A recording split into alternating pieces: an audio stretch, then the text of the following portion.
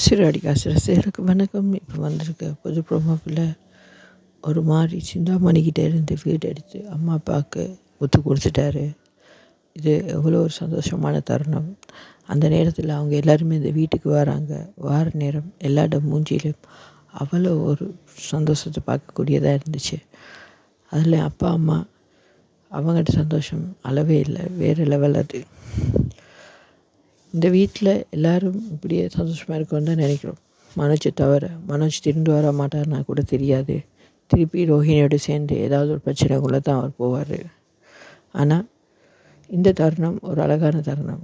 எல்லா குடும்பமும் அவங்களோட வீட்டிலே வந்து ஒரு விழா மாதிரி கொண்டாடுறாங்க.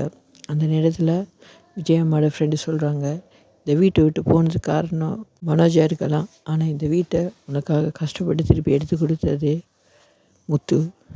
பார்ப்போம் அம்மா முத்துவை ஏற்றுக்கொள்வாங்களான்னு சொல்லி.